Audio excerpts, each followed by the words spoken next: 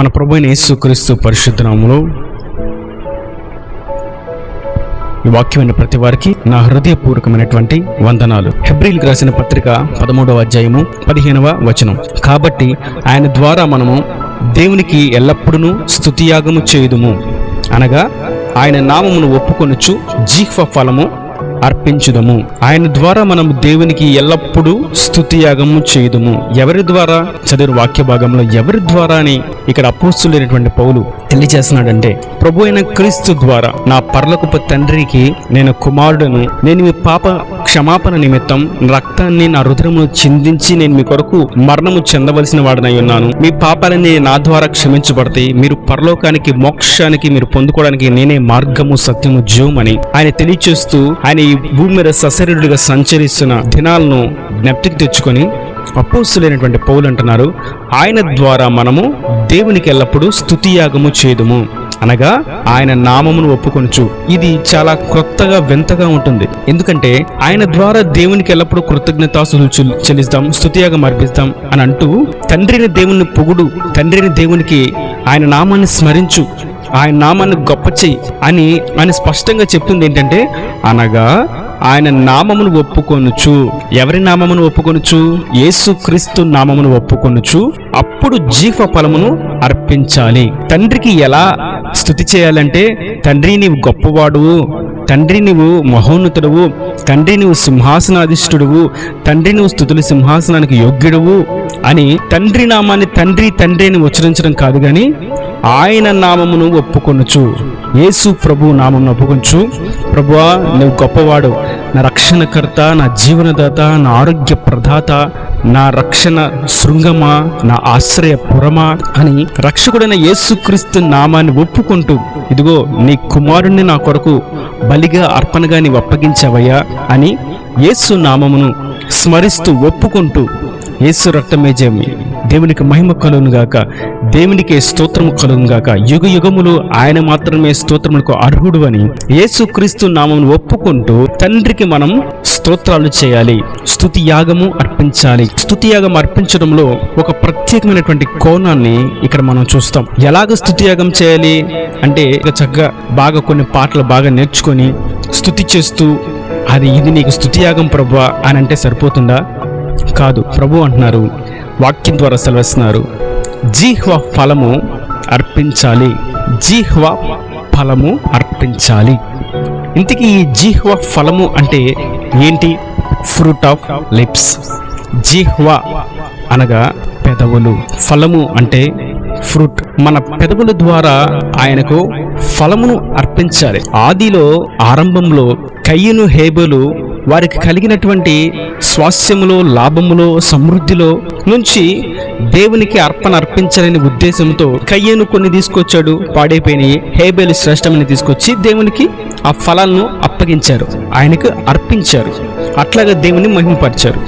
అయితే కయ్యను యొక్క అర్పణ దేవునికి ఇష్టమైనదిగా లేదు గనక, అతడు శ్రేష్టమైన వాటిని దేవుడికి ఇవ్వలేదు గనక అది అంగీకరించబడలేదు. హేబెలు యొక్క ఫలము, హేబెలు యొక్క అర్పణ అంగీకరించాడు ప్రభు.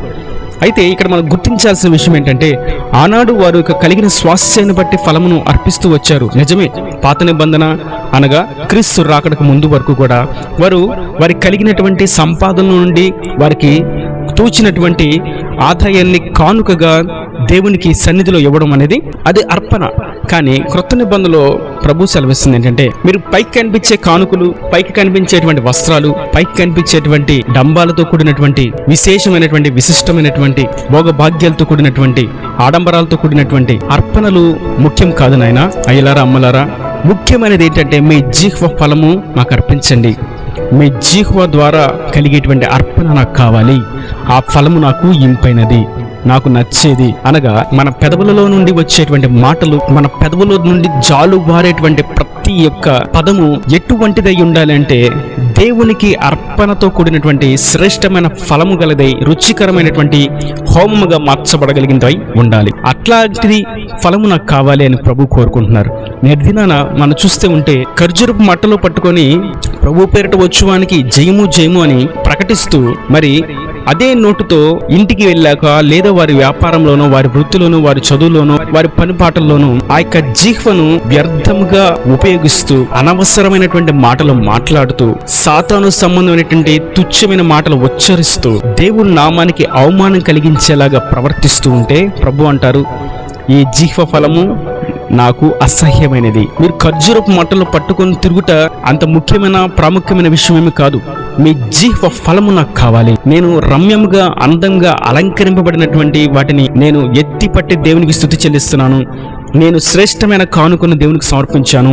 నేను అతి ఉన్నతమైనటువంటి భాగాన్ని దేవుని కొరకు ప్రతిష్ఠించాను అని వీటిని గూర్చి సంతోషిస్తూ వాటిలో ఆగిపోవటం మటుకు కాదు. కానీ లేదా మా ఇంటికి నేను దేవుని పేరు రాసుకున్నాను, ఇల్లు కట్టించుకొని, లేదా నాకు పుట్టిన బిడ్డకు దేవుని పేరే నేను పెట్టుకున్నానని, లేదంటే నేను స్థలం కొంటే దేవుని ఆలయాన్ని కట్టిస్తానని, లేదా దేవుని కొరకు ప్రత్యేకమైనటువంటి ప్రతిష్టతను కలిగి నేను జీవిస్తాను అని ఇక్కడ వరకు ఒప్పుకోవడం మటుకు కాదు. కానీ మన జీహ్వ నుండి వచ్చేటువంటి ఫలము మనం ఆయనకు అర్పించాలి. పైకి కనిపించేటువంటి కానుకలను ఆయన స్వీకరించేవాడు కాదు.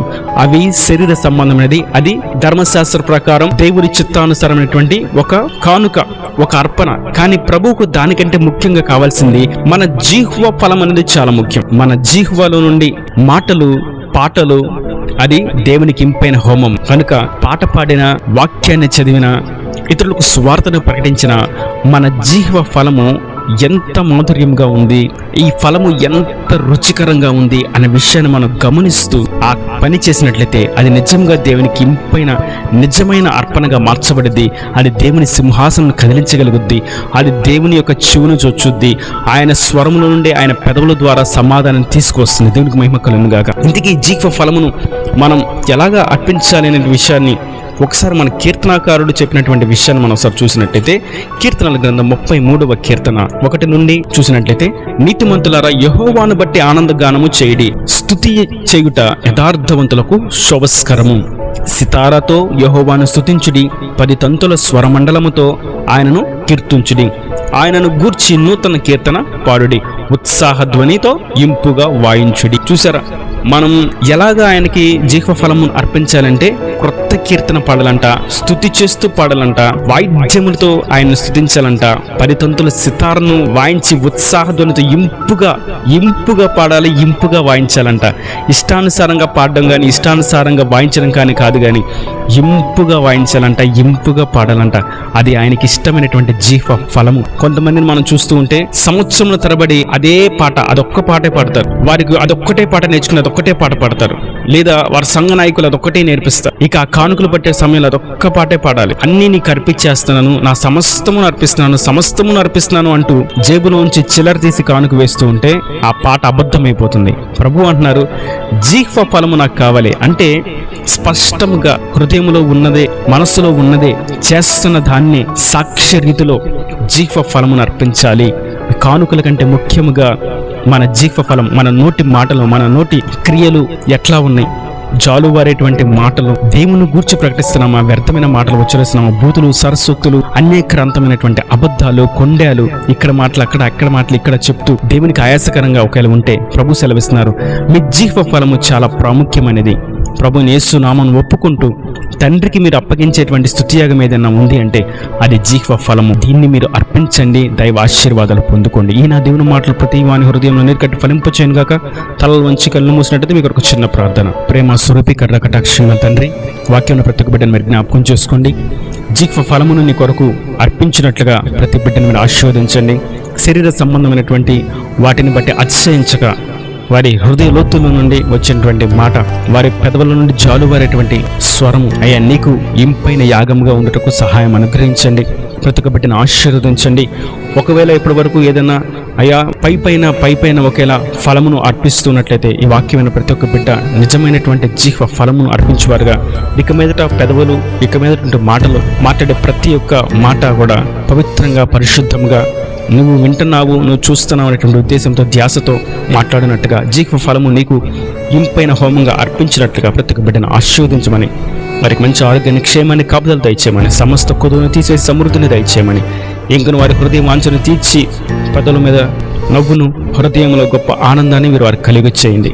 ఇంకను మీరు అక్కడకు రాజ్యానికి ప్రతి ఒక్క బిడ్డను మీరు ఏర్పరిచి సిద్ధపరిచి చేర్చుకోమని నీకే మహిమ ఘనత ప్రభావాలు అర్పిస్తూ యేసు పరిశుద్ధ నామమున ప్రార్థించి వేడుకొని పొందుకుని నామ తండ్రి. ఆమేన్ ఆమేన్.